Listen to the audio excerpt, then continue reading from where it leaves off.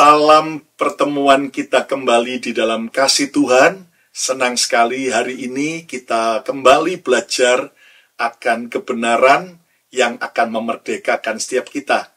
Saya Pastor Lukas Kusuma, boleh bersama dengan Bapak Dr. Bambang Nurseno. Apa kabar, Pak? Puji Tuhan, baik. Kelihatan makin keren ini. Luar biasa. Ya, Pak Bambang, kita ngobrol santai nih, Pak.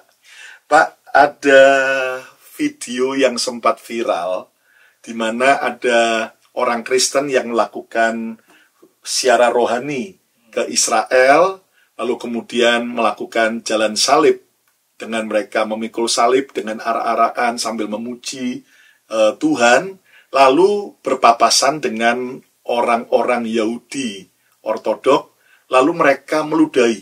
Tentunya itu menjadi viral karena menjadi sebuah bahan untuk mengatakan bahwa orang-orang Yahudi sebagian besar menolak Yesus, bahkan mereka menghina orang Kristen. Nah, bagaimana pendapat Bapak? Ya, saya memang sempat juga dikirimi video itu beberapa waktu lalu. Tapi itu kan kasuistis ya. Artinya setiap agama itu ada kelompok-kelompok garis keras, ada garis lucu, ada garis santai. Itu kan biasa kan, harus dipersoalkan. Dan yang meludahi jalan salib itu sudah ditangkap polisi. Jadi begini, kadang-kadang yang menjadi sumber kesalahpahaman antara agama itu, kalau satu perbuatan dari kelompok tertentu dianggap representatif mewakili seluruh agama itu.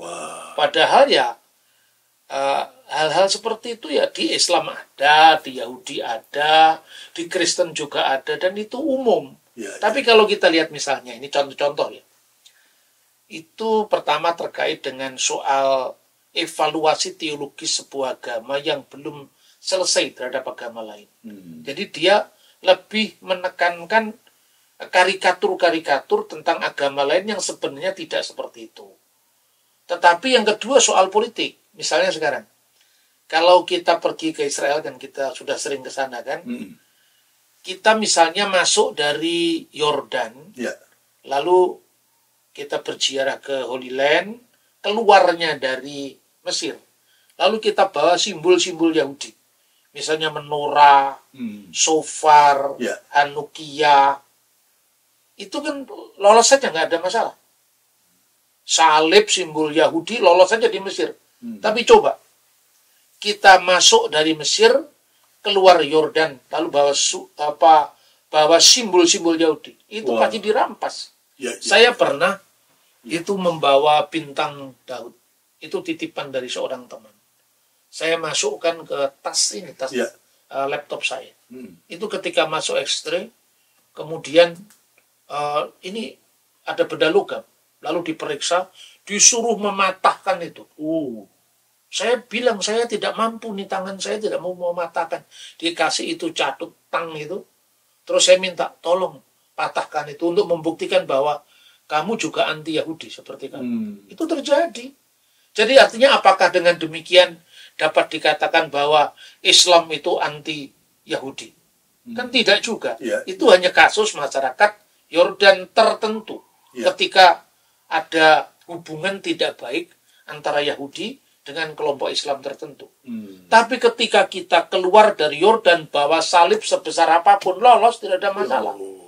Berarti orang Kristen sama orang Islam di Indonesia bermasalah, tetapi di Yordan tidak ada masalah antara Kristen dan Islam.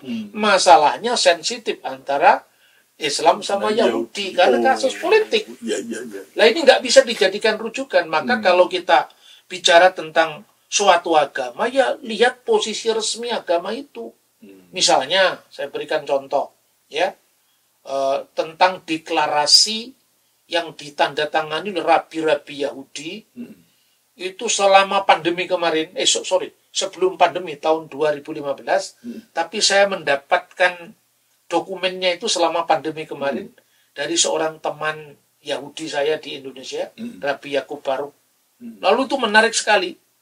Ternyata di situ ada deklarasi yang ditandatangani 25 rabi Yahudi, yang intinya lebih banyak persamaan antara Kristen dengan Yahudi ketimbang perbedaannya. Lalu ditekankan kita sama-sama berakar pada monoteisme etnis Abraham. Yesus adalah tokoh yang menurut para rabi Yahudi rabbinik ini bersuara lebih lantang dari rabi manapun tentang membawa Taurat kepada bangsa-bangsa bukan Yahudi, bahkan memberlakukan hukum Nuh bagi bangsa-bangsa lain. Nah ini, lalu dia jelaskan bahwa memang ada perbedaan di antara kita.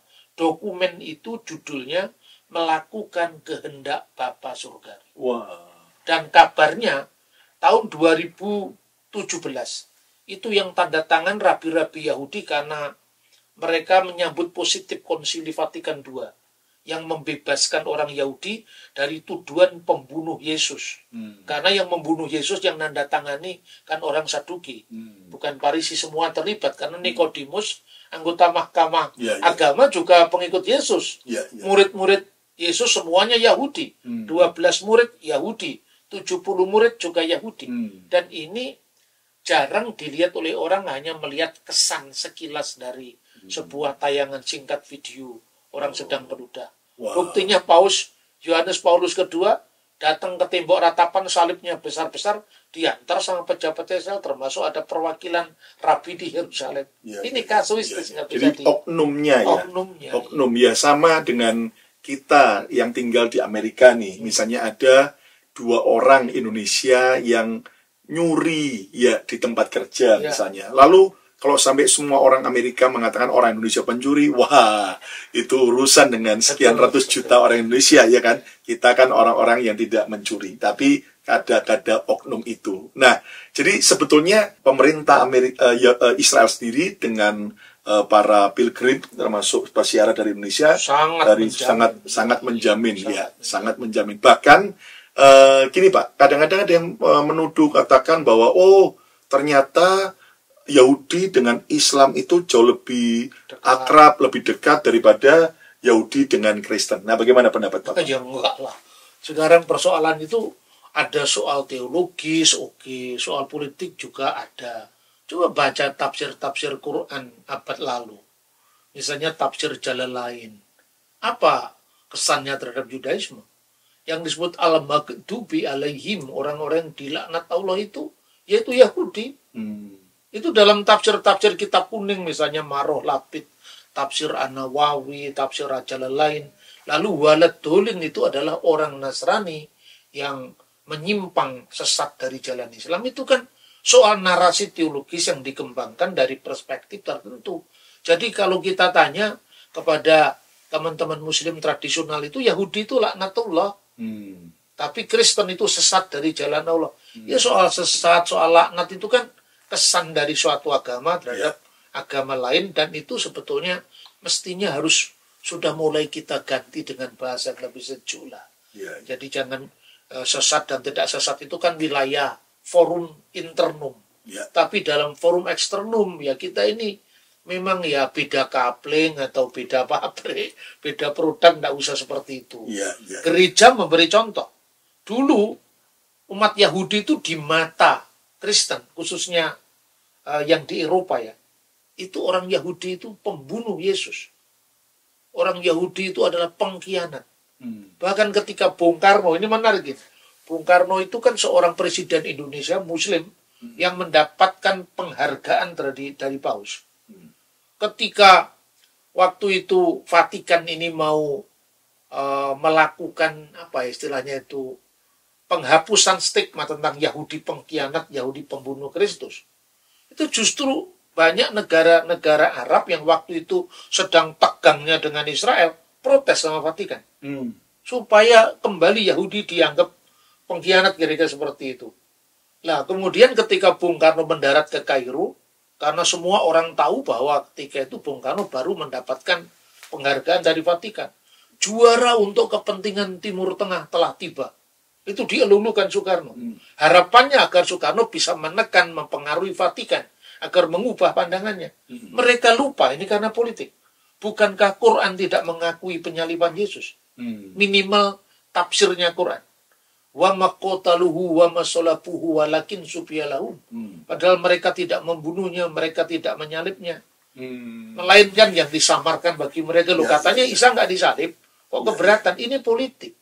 Jadi kadang-kadang aspek politik lebih mendominasi daripada pertimbangan teologis yang yang objektif, kira-kira seperti itu. Wow, jadi kita clear ya bahwa sebetulnya kita semua harus belajar untuk bisa menghargai perbedaan, tapi jangan kemudian malah oknum-oknum tertentu malah dijadikan sebagai sesuatu yang kemudian diviralkan untuk menyudutkan bahwa ternyata Yahudi tidak menerima Kristen dan sebagainya. Padahal tidak demikian ya. Kita sering bawa rombongan ke Israel. Wah, Israel sangat welcome sekali dengan orang Kristen ya. Iya. Dan juga ada satu yang penting. Yang pertama begini kira-kira. Setiap agama menilai agama orang lain itu adalah urusan privat agama itu. Sebab kenapa sampai Vatikan pernah menstigmakan Yahudi ini sebagai pengkhianat, Yahudi sebagai pembunuh Kristus. Kenapa dalam Islam ada stigma Kristen itu sesat, Yahudi itu maghdubi alaihim, yang dilaknat Allah. Tapi sebenarnya Yahudi sendiri juga mengutuk Kristen, samalah. Jadi agama dulu saling mengutuk karena tidak pernah atau jarang berjumpa. Kutukan pertama yang dilakukan orang Yahudi terhadap Kristen, bukan hanya Kristen sebetulnya, tapi ini Parisi yang menganatema atau mengutuk Saduki, yang dianggap tidak percaya dengan kebangkitan orang mati. Kemudian Parisi mengutuk Eseni, Parisi mengutuk Kristiani. Ini pernah terjadi tahun 90 Masehi. Gereja membalas. Tapi 20 abad kemudian, gereja memasuki pintu dialog yang terbuka terhadap Yahudi. Dan seperti batu, ya lalu ditetesi air terus-menerus, akhirnya bolong juga. Dan cairlah itu. Sehingga Yahudi mereaksi itu dengan dokumen yang berjudul melakukan kehendak Bapa Surgawi. Maka sekali lagi, kalau itu ditarik ke ranah teologis, memang Kristen dan Islam ada perbedaan dengan Yahudi. Tapi apa dengan Islam lebih dekat? Enggak juga. Saya berikan contoh. Ini kan era era revolusi industri keempat. Saudara-saudara, saya tidak usah menunjukkan bukunya langsung, tapi ini cukup bisa kita lihat. Ini reaksi dari Rambam. Rambam itu Rabi Moshe ben Maimun. Dalam respons Rabi Rambam, nomor 149. Ini bisa diikuti, huruf-huruf Ibrani juga ada di sini. Apa kesannya dia tentang Yahudi dan tentang Kristen? Tentu ini juga mewakili Yudaisme secara teologis, iya. Tapi kalau dikatakan Islam lebih dekat dengan Yahudi, pertanyaannya, apakah Islam berdoa kepada Tuhan Yahudi yang disebut Bapa kami yang ada di surga? Tetapi tentang Kristen dia mengatakan, mari kita melakukan kehendak Bapa surgawi. Islam tidak berdoa dengan Bapa di surga. Karena dianggapnya kata Bapa biasanya tafsiran umum. Allah itu berjenis kelamin. Sehingga Allah beranak, padahal istilah anak Allah itu juga dipakai oleh Yahudi. Dalam hal ini Kristen dengan Yahudi lebih dekat dalam terminologi. Karena apa? Sama-sama berakar pada Taurat. Sementara Islam percaya pada Taurat, tapi bukan Taurat yang pegang Yahudi dan Kristen sekarang, tapi Taurat yang didefinisikan menurut pewahyuan Islam. Nah, menurut Rabi Rambam itu Rambam atau Moshe ben Maimun di sini kalau diterjemahkan pertama begini. Umutar lahmet hamishfot la nostrim ulemiskam al detenu. Diperbolehkan untuk mengajarkan misfot, perintah-perintah ini le nostrim kepada orang-orang Nasrani, orang-orang pengikut Yesus, dan tujuannya menarik mereka kepada agama kita karena tafsiran Kristen dianggap keliru. Tetapi ini tajam sekali. Ve'enu mutar defar misah le yismaelim le fi masidu alahem al imunatam setorah zu'ainah min hasimayim. Namun dilarang mengajarkan hukum-hukum yang sama kepada kaum Ismail, kepada umat Islam. Sebab sebagaimana kamu ketahui tentang iman mereka, Taurat kita tidak diilhamkan berasal dari surga. Jadi karena menuduh pemalsuan. Ya, Tapi kalau Kristen dianggap lebih dekat. Karena sekalipun tafsirannya beda tentang Mesias, tafsirannya beda tentang hamba Tuhan yang menderita. Kalau orang Kristen menafsirkan Mesias, tetapi dalam teksnya sama. ya, Ini pandangan Yahudi. ya, Sementara kalau kesan Yahudi tentang Kristen, mungkin karena dia lihat gambar-gambar di gereja, dia lihat salib, itu seperti mendampingkan ciptaan kepada Tuhan. Itu perlu dijelaskan. Iman Kristen bicara tentang Trinitas itu bukan 3 Tuhan yang berdampingan. Tetapi Tuhan bersama Memra atau firman dan Ruach HaKodes. Ungkapan-ungkapan itu ada dalam Taurat. Elohim, Ruach Elohim, Davar Elohim. Inilah yang oleh orang Kristen disebut Trinitas. Yahudi tidak menyebut itu. Kristen menyebut itu, tapi unsur-unsur yang diyakini dalam kekristenan, yaitu Allah, firman Allah, dan roh Allah itu yang disebut dengan Tritunggal. Yang kedua, sosok Yesus secara fisik, itu seolah-olah didampingkan dengan Bapa Surgawi, padahal tidak. Sosok Yesus secara fisik itu kemanusiaannya, yang sepenuhnya manusia, yang juga dia katakan, Bapa lebih besar daripada aku. Dan ini memerlukan diskusi teologi yang cukup panjang, yang tidak bisa hanya dikaburkan hanya ini loh. Ada orang jalan salib diludahi.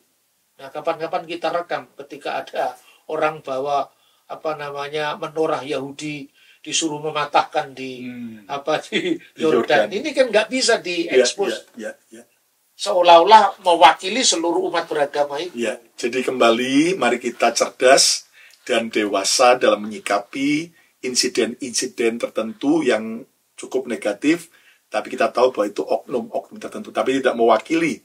Dan kita berdoa supaya Yahudi, Kristen, dan Islam pun juga bisa rukun bersama walaupun ada perbedaan.